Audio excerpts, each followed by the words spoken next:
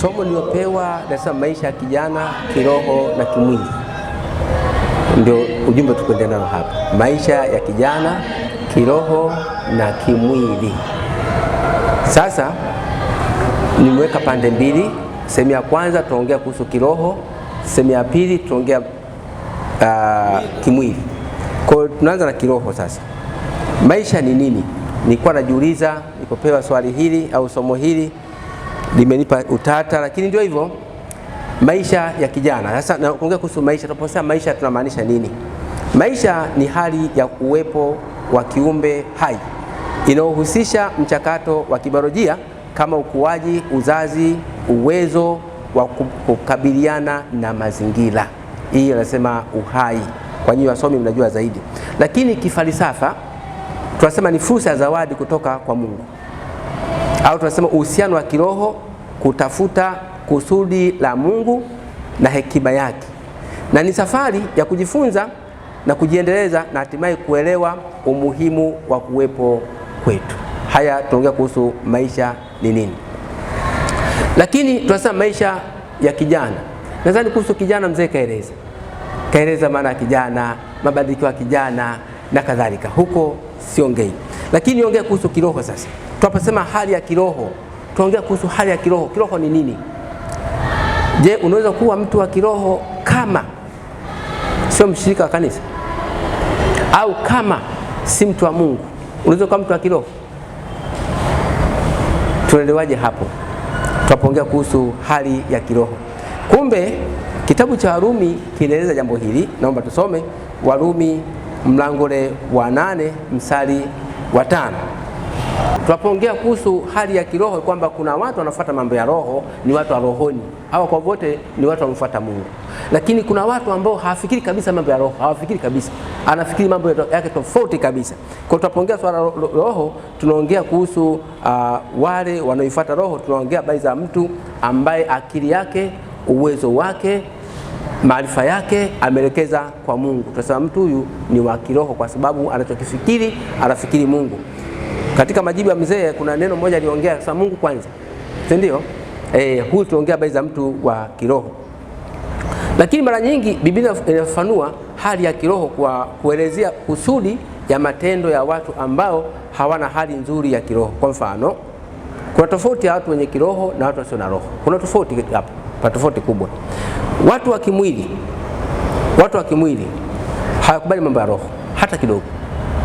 Mtu anayefuata mambo ya roho ya kimwili hakubali mambo ya roho kabisa. Ila mtu anayefuata mambo ya roho anakubali mambo ya roho. Ndio utofauti, za kuona utofauti wetu hapo. Mwandishi wa kitabu cha Wakorintho wa kwanza 2:14 anaeleza jambo hili. Kitabu cha kwanza cha Korintho mlango wa 2 mstari wa 14 hadi 16 anasema, basi mwanadamu wa tabia asili hapokei mambo ya roho wa Mungu, maana kwake huyo ni upuzi, wala hawezi kuyafahamu kwa kuwa yatajulikana kwa jinsi ya kiroho. Lakini mtu wa rohoni hutambua yote, wala yeye hatambuliwi na mtu. Ndivyo alivyo. Sasa mtu wa kiroho anatambua mambo yote, lakini mtu asiye mambo ya roho hatambui. Kwa watu kimweleza kwamba Mungu nini, hakuelewi. Ndio maana ukitasa nyingine tunapata maswali mengi huko mitaani, si ndio? Kwamba Mungu kweli amezaa? Mungu sio mke, hana jinsia, kazaaje? Mungu hana mke. Kwa hiyo Yesu hawezi kuwa Mungu. Unaona? Ni kwa sababu huyu hatambui mambo ya kiroho. Kwa watu ungeeleza kwamba Yesu hivi ni mwana, hakuelewi mwana Mungu kivipi? Kwa nini? Sisi tunaongea mambo ya kiroho, tumezama mambo ya kiroho, tunatambua mambo ya kiroho, lakini mtu wa kimwili mambo haya hatambui. Utapomweleza jambo hili anaenda kwenye kimwili kwamba tukisema Mungu, kwa Mungu ana mke, kwa nini Yesu mtoto wake? Unaona? Kwa hiyo ni kwa sababu hatambui mambo ya kiroho. Kwa hiyo tunapoongea swala la kijana, wajibu wa kijana katika maisha yake ya ujana. Jambo la kwanza, wajibu wako kama kijana ni kujilinda na dunia.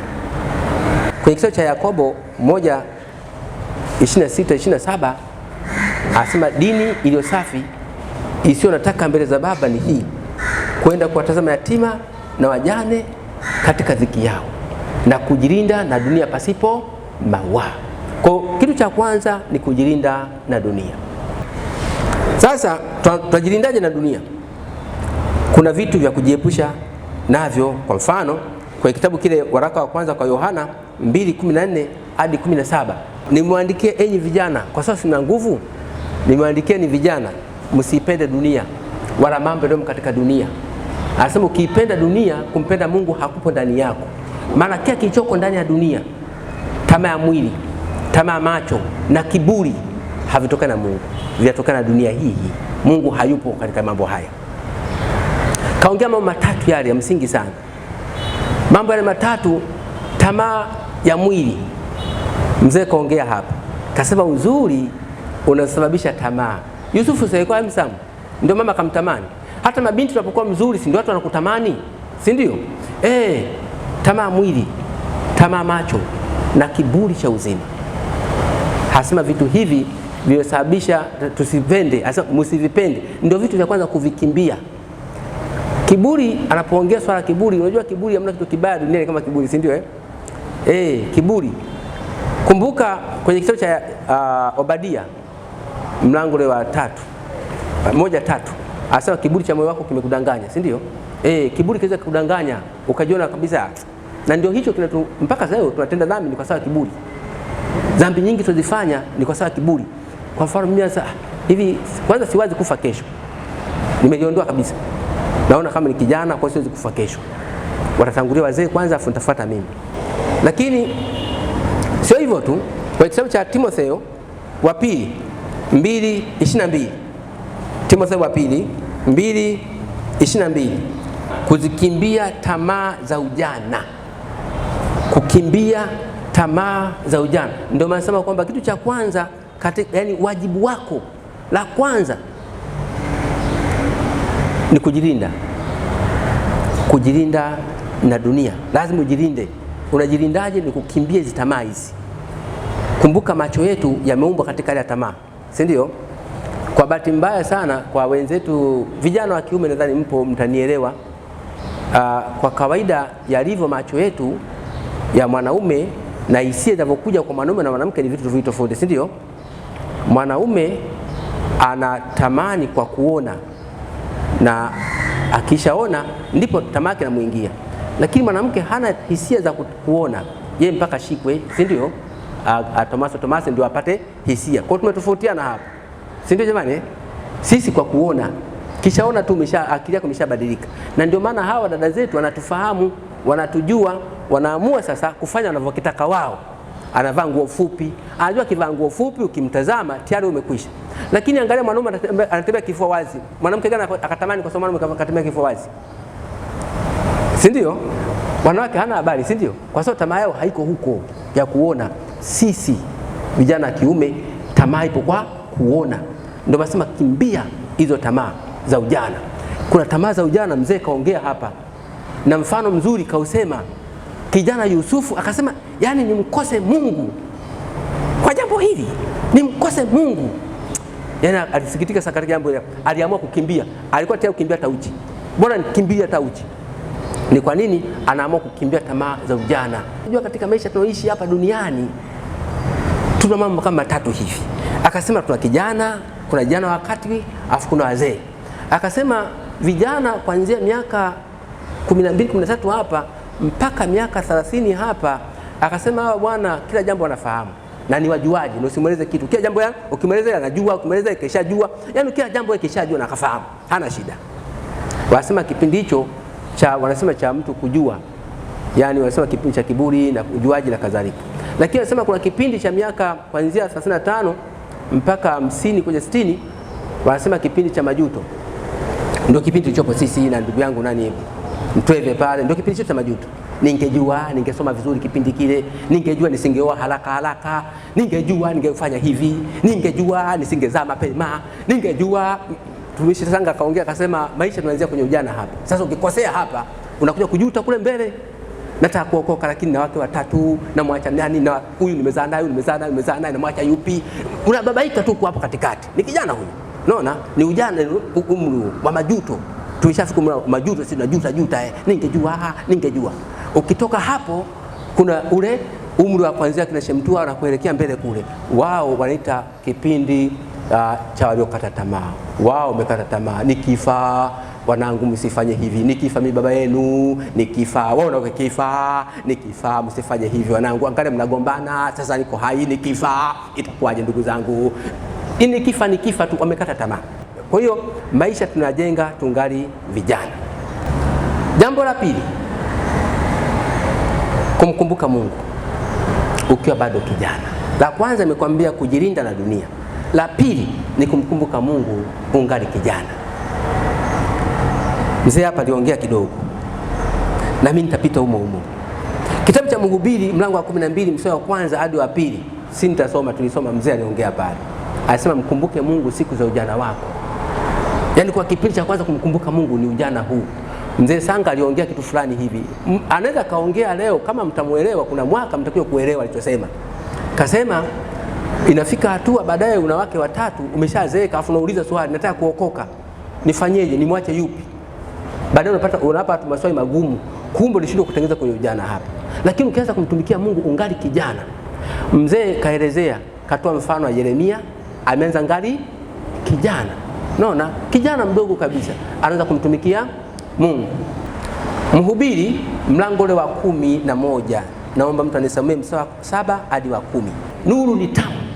Yaani kwenye ujana hakuna kitu kizuri duniani kama ujana. Hapo ndipo maadamu anapopendeza, hapo kwenye ujana. Usipopendeza hapa hutapendeza uzeeni hata kidogo. Ndio nasema nuru ni tamu unapotazama jua. Sasa anasema kijana, kaziendee njia zako. Maono ya moyo wako kafuate. Unapenda nini? Napenda singeli, nenda kacheze singeli. Unapenda nini? Napenda bangi, kavute bangi. Lakini kumbuka kwamba katika hiki ninachokifanya Mungu atanihukumu. Unakuja kulia umepotea. Kuna vitu ambavyo Wakristo tumefundishwa vitu vingi sana, lakini tunapokuwa hatuelewi, baadaye huwa tunajuta. Kwa mfano, tunaelezana kuhusu maisha ya kijana, kujiepusha na tamaa. Usipoepuka na tamaa, kitafuata nini? Unapata ujauzito ukiwa nyumbani, afu unazaa mtoto, baba mwenyewe kaukimbia, hajulikani. Maana inawezekana alikuwa conductor, sio ni bodaboda, kakupa ujauzito mbaya, afu kakimbia bodaboda huyo, na upate tena. Sasa uweze unaanza kulia hapa. Mungu wangu wewe unabaki. Sasa mzigo Mungu atakusamea sawa, lakini mzigo utabaki nao. Anakutesa mtoto huyu sasa. Hana baba. Babu nakuwa ni wewe. Unaona? Vitu hivi usije kufika hatua baada ukalia.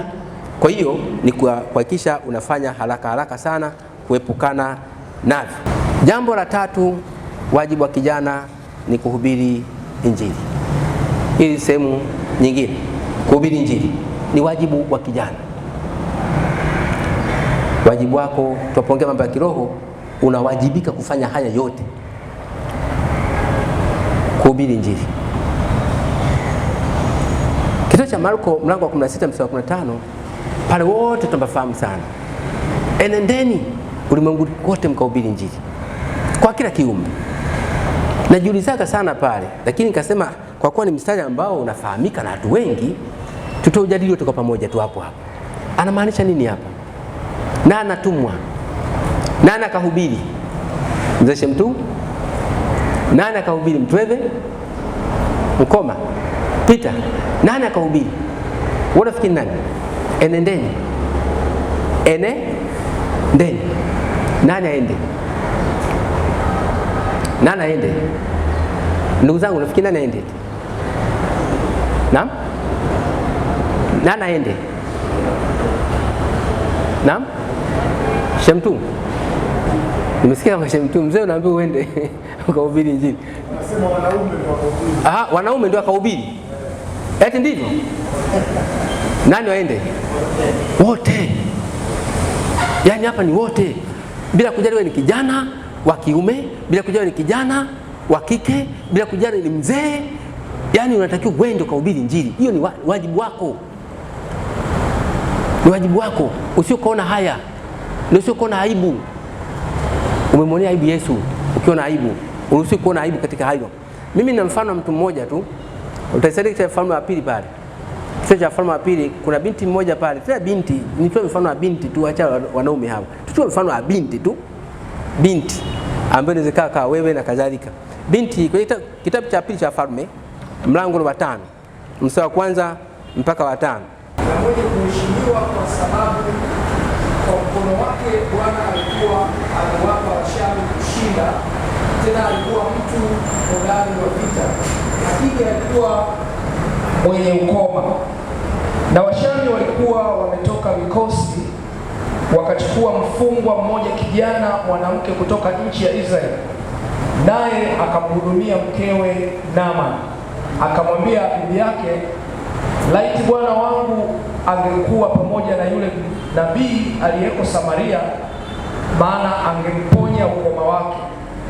Mtu mmoja akaingia akamwambia bwana wake, akasema, yule kijana mwanamke aliyetoka nchi ya Israeli asema hivi na hivi.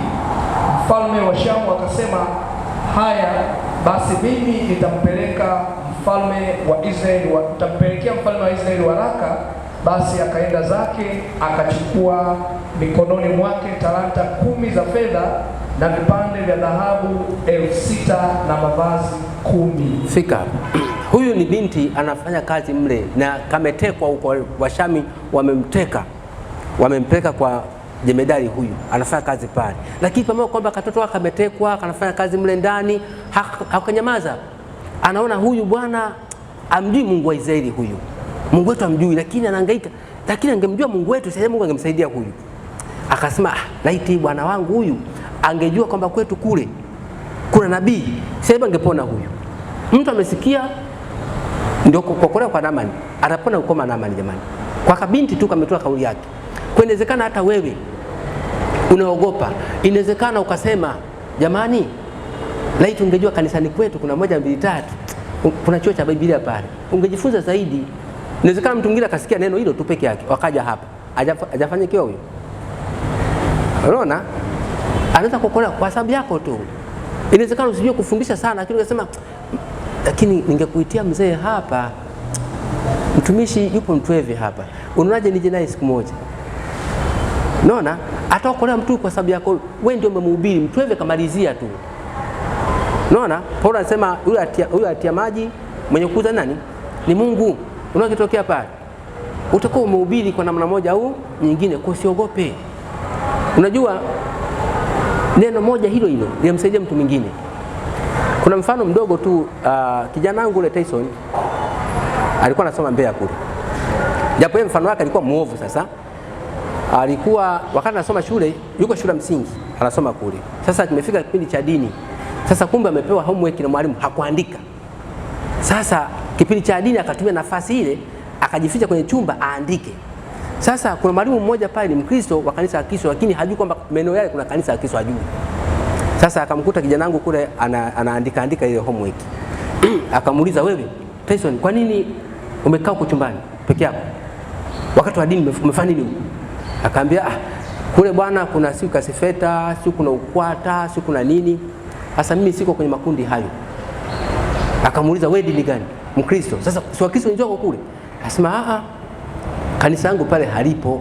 Akamuuliza, kanisa gani? Asema, mimi nasali kanisa la Kristo. Ile mama akashtuka. Kanisa la Kristo?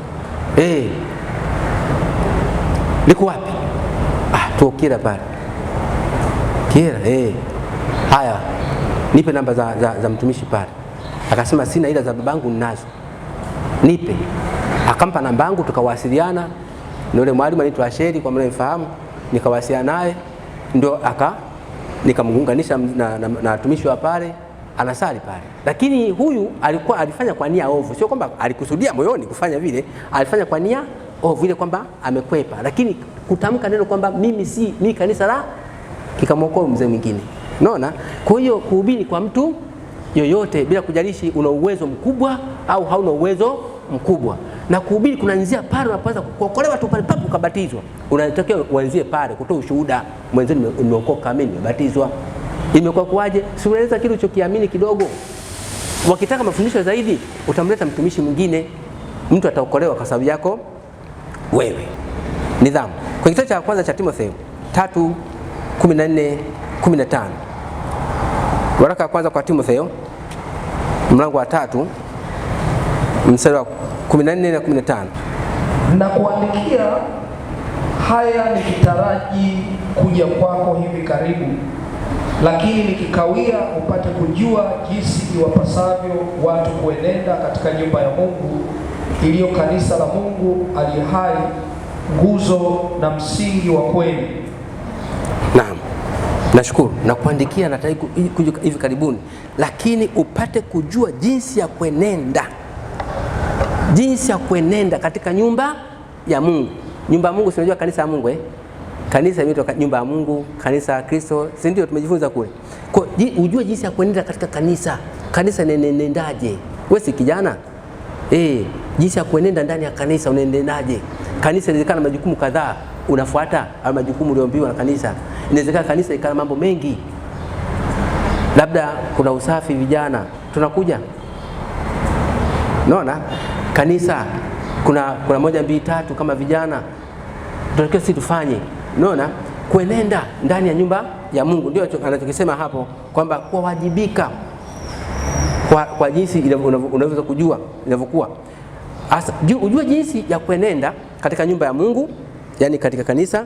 Nidhamu kwa kijana ndiyo moyo wa utumishi wake. Nidhamu yako ndio moyo wa utumishi wako. Kila mtu atakuelewa, kila mtu utamuhubiri kwa kutumia nidhamu yako tu. Kila mtu atavutiwa na wewe. Kwa ajili ya nidhamu yako tu utahubiri watu wengine zaidi. Hiyo inaweza kukusaidia sana. Jambo la 5, utakatifu. Waebrania 12:14 anasema, tafuteni kwa bidii kuwa na amani na watu wote, na huo utakatifu ambao hapana mtu atakayemwona Bwana asipokuwa nao. Naam, kutafuta utakatifu. Swala amani hicho kitu kingine. Mimi ninachodili pale ni kutafuta utakatifu. Kitu kitakatifu ni kitu kilichotengwa, si ndio? Kitu kilichowekwa wakfu kwa Bwana. Sasa utafute kuwa wakfu kwa Mungu wako. Ndicho ninachokitaka hapa. Na ndio maana kwenye mafundisho ya Yesu kwenye Mathayo 5:8 anasema heri ya moyo safi, si ndio? Kwa utakatifu tunaongea habari za moyo safi. Kama Yesu alikuwa anasema pale Mathayo 5:8, nadhani tuifahamu sana aya. Anasema heri ya moyo safi. Ndio kitafuta hapa. Moyo safi ndio utakatifu wenyewe. Ndicho kijana anatakiwa akifanya, ni sehemu ya wajibu wake katika maisha yake ya ujana, kuhakikisha anatafuta utakatifu kwa bidii yake yote na kwa nguvu zake zote na kwa gharama zake zote, anaangania utakatifu. Kitabu cha Wathesalonike wa kwanza 4:7. Maana Mungu hakutuitia uchafu, bali tuwe katika utakaso. Mungu hakutuitia katika uchafu, bali katika utakaso, yani utakatifu. Mungu ametuumba tukiwa hivyo. Kijana unalazimika usimame humo kwenye utakatifu, achana na vitu vingine hivyo. Lakini Wathesalonike pale mstari wa 4:4 4:4, Wathesalonike wa kwanza 4:4 anasemaje? Anasema kila mmoja wenu ajue kuuweza mwili wake katika utakatifu na heshima. Naam, kila mtu ajue kuuweza mwili wake katika heshima na utakatifu. Ujue kuuweza mwili wako. Lilikuwepo swali liliulizwa na ndugu Lawi pale. Akasema sasa mimi ni kijana, nimekuwa mzuri. Sasa nitatumiaje uzuri huu kwa Mungu na uzuri huu wakati shetani anataka? Hapo ni kwamba unatakiwa kuuweza mwili wako. Kijana, jitahidi kuuweza mwili wako. Akasema kila mtu ajitahidi kuuweza mwili wake katika heshima na utakatifu. Ushinde mwili, yani ushinde tamaa za mwili wako. Ndio maana kila mtu ajitahidi kuuweza mwili wake.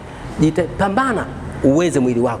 Ukikwama hapo kuuweza mwili wako, tayari utakuwa umekwisha haribika. Mwisho wake utakuwa umeishiwa. Mwisho kumcha Mungu. Usiache kumcha Mungu. Kwa kama ifanana lakini usiache kumcha Mungu. Kwa nini kumcha Mungu? Methali 10:27. Kumcha Bwana kwaongeza siku za mtu, bali miaka yao wasio haki itapunguzwa. Ndiyo. Kumcha Bwana kunaongeza siku za mtu kuishi. Miaka ya waovu inapungua. Yaani unapokuwa mwovu miaka yako inapungua. Unapomcha Mungu miaka yako inaongezeka. Ibrahimu aliishi miaka 175. Mwisho kipindi kile ilikuwa miaka 120. Zawadi yake kwa haraka unapata kama miaka 55 mbele yake pale, si ndio? Ni kwa sababu alikuwa mcha Mungu. Kumcha Mungu kunaongeza siku za mtu kuishi kwa mwadilifu. Leo hii ukiangalia tathmini ya vijana wanaokufa haraka, wanaokufa haraka ni vijana. Nenda makaburini, kakae makaburini pale. Kama unaenda makaburini, angalia wanaandika kama mwaka kuzaliwa, mwaka kufa, mwaka kuzaliwa na kufa. Angalia miaka ile pale. Yaani ukimkuta miaka 80, 70, ukiliona kaburi moja hapa, lingine unaenda kukuta kule. Bora miaka 100 ndio unatafuta kabisa. Unaweza kutafuta kuta lingine kule, unakuta makaburi ya Kinondoni ukapata mawili matatu, watu miaka 100. 80 ndio unakuta mengi. Lakini miaka 40 kuja chini, baba. Si ya kutafuta. Yaani ndio yapo tu yalikanyaga na miaka 40, miaka 30, miaka 25. Hao ndio wakorofi. Kwa sababu ndio kipindi cha ujana, kuna ukorofi kwa kwenye kipindi cha kijana. Ukimwi ni vigumu sana mzee kama cha mtu akafa kwa ukimwi, ngumu kweli yani. Itokee bahati mbaya kupita kiasi. Hapa kwetu hapa. Na hata ajali za bodaboda hizo ukiangalia wanaokufa sana vijana kwa sababu anaendesha pikipiki weka migumu, kafanya miguu. Sasa mzee kama huyu mwambie aendesha afanye hivi mtweve, sio rahisi. Unaona? Mwambie mtweve endesha bodaboda, weka miguu hivi. Hawezi. Wanaofanya hivi ni vijana. Si ndio? Vijana. Sasa lazima wafe, lazima waumie. Ni hawa vijana. Lakini sasa kumcha Bwana kunaongeza siku za mtu kuishi. Lakini miaka wasiomcha Mungu, miaka yetu inapungua kwa sababu ya maradhi. Somo letu lilikuwa ni zuri na maisha kijana kiroho na kimwili. Sasa kwa dakika ambazo chache zimebaki, naomba tuelekee kipindi cha maswali na majibu. Bwana Yesu asifiwe. Kwa majina naitwa Samuel Florence Madege. Asante. Mwalimu, somo letu lilikuwa ni maisha ya vijana kiroho na kimwili. Sasa nilikuwa na swali langu, somo lilikuwa zuri, nimelielewa vizuri, lakini nilikuwa na swali moja kwamba mimi ni kijana nakuja kwenye maisha ya kimwili. Kwenye maisha ya kimwili nimezungukwa na watu exoshe, wale sio wa kiroho wote, ila ni watu wa kimwili ambao wamenizunguka. Eza nasoma nao au ni marafiki zangu wa karibu. Umetuambia kwamba tunajikita na kama mwenendo wetu tuonekane, lakini kama sio msomaji wa neno la Mungu, unanisaidiaje mimi kama kijana ili kupona kimwili, eza na kiroho? Nisaidie tena kusoma kitabu cha Mithali 13:20. Enenda pamoja na wenye hekima, nawe utakuwa na hekima, bali rafiki wa wapumbavu ataumia. Mithali hii kwa kifupi ni hivi: enenda pamoja na wenye hekima. Hata kama unacheza nao, unaongea nao, watafute wenye hekima, utapata hekima kwao. Lakini ukiwatafuta marafiki zako wapumbavu, utaumia. Afu mpumbavu atatoka barabarani. Naomba niongeze kidogo kwa majibu mazuri ya mwalimu. Wakristo ni nuru ya ulimwengu. Mathayo 5:14 anasema ninyi ni nuru ya ulimwengu. Kwa hiyo nuru ya Kristo inatakiwa iangaze. Sasa inatokea kijana wa Kikristo, rafiki zake anafanya kazi nao sio wa Kristo. Sasa yeye inatakiwa ile nuru yake kama Mkristo iwaangaze kwa wengine. Sasa wakati mwingine yeye akishaingia katika makundi kama hayo, ile nuru inazimwa, anafuatana nao, anaongea nao, yaani anatekwa. lakini kinyume chake inatakiwa ile nuru iangaze. Vijana wetu wanasoma, wako mashuleni, wako vioni, wana marafiki, si vibaya, lakini inatakiwa ile nuru kama Mkristo iangaze kiasi kwamba kama watu wanasema uongo kama alivyosema mwalimu, wakikuona unaingia waseme acheni huyo hapendi chochote. Lakini kama watu wanachukua rushwa, magendo na wewe unaungana nao, basi ile nuru inamezwa. Haitakiwi mezwa, inatakiwa ile nuru iangaze kwa watu wamjue Yesu kwa njia yako wewe. Kwa ufupi sana. Asante sana. Kiangalia Wakorintho wa pili sura ya 6 na mstari wa 14. Naomba msomaji wetu tusomee pale. Msifungiwe nira pamoja na wasioamini kwa jinsi isivyo sawasawa. Kwa maana pana urafiki gani kati ya haki na uasi? Tena pana shirika gani kati ya nuru na giza? Asante. Kuongezea nyama ni kwamba ni lazima kijana wa Kristo anatakiwa ajitathmini, ajue kwamba yeye anaishi katika misingi ya kutegemea Mungu. Hivyo marafiki wa nje hatukatazwi kuongea nao. Unaweza ukashare maarifa mengine ambayo yanaweza kujenga katika mambo mengine ya maendeleo ya kijamii, lakini unapaswa kuwa na tahadhari kubwa kwa ajili ya maisha yako ya baadaye, kwamba asikuchukulie kana kwamba urafiki wenu kama sasa imekuwa ni Kongo.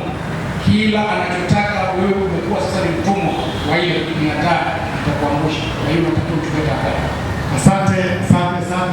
Wa kwanza sura ya 4 mstari wa 12 akataja mambo ya msingi sana matano, kwamba kijana au kielelezo katika usemi, mwenendo, upendo, imani na usafi.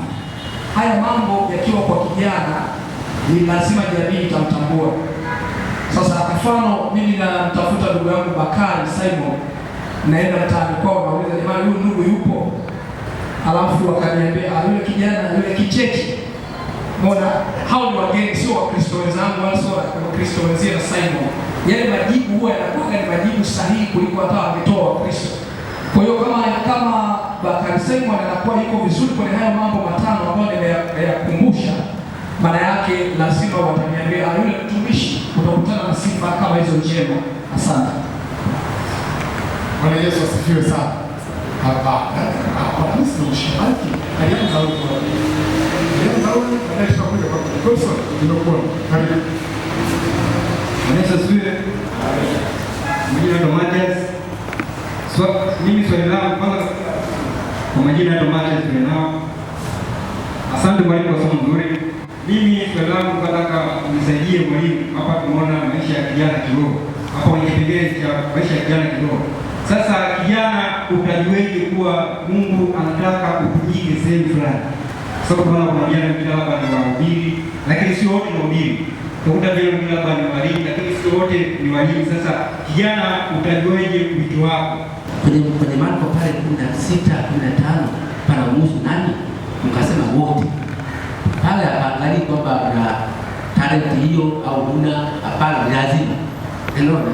Katika wajibu wako sehemu mojawapo ni kutumikia Mungu. Hiyo haijalishi kwamba mimi najua, unajua napaswa kutumika. Sio maana ukae kwenye memba hapa kuhubiri. Au sio maana kama ufundishe. Hapo tutofautiana. Na ndio maana hapo wanawake hawataruhusiwa kwenda pale. Lakini wanaruhusiwa kuhubiri. Unaona? Lakini wanawake wanaruhusiwa kuhubiri. Je, kuweke pale memba? Hapana. Lakini kumbe akiwa nyumbani kwake hawezi kuhubiri mtu mwingine. Akiwa kwenye dada hawezi kuhubiri mtu mwingine. Kwa mwanamke na anaruhusiwa kuhubiri, lakini kuna neno yake. Kwa hata wewe ambaye uwezo wa kukaa hapo huna, unaweza kuhubiri mtu mwingine kwa kutokana karama Mungu aliyokupa. Utakuwa kwa njia hii. Kutokana na karama uliokuwa na, kama utakuwa na kama watumishi wako watakuona, wanaangalia talent yako hiyo, huyu mtu bwana atakutoka tu upende na sogea pamoja na wewe, anakwambia bana kufanya huduma hii, fanya huduma hii. Unaona, ameshaona na baadaye unajikuta tu unafanya hivi wao huko hivi. Sio? Lakini sasa mimi kwa sijui kuhubiri basi nitakaa tu hivi. Unajua ninataka sana kuhubiri kitu sijui. Kwa maana wewe ndio kulewa ndio kwa Kristo. Mwalimu mtu mwingine kitu kufanya upo kubatizwa hapa. Kwa nini kubatizwa? Si kuna sababu. Kuna mtu analazimisha. Kama kuna mtu anakukamata akupiga pingo kuleta elezeni hivyo kwamba mimi kwa mtihani kwa mbele moja katika mata kwa loba katika kanisani katupiza kumati ndivyo niweza kuokoka na kwa njia hii. Lakini kama ulihubiriwa kuna mtu anakufundisha kuna kitu uliamini, hicho ndio ndio kiseme. Waebrania 10 ndani ya 23 10:23 anasema kwamba katika 3 maneno Mungu anasema na mshike sana ungamo la tumaini letu isigeuke, maana yeye aliyeahidi mwaminifu. Tulishike sana ungamo la tumaini letu. Yaani shika sana kile kilichokufanya wewe kwa ungamo kwa Mkristo. Kipi kinafanya mpaka Mkristo?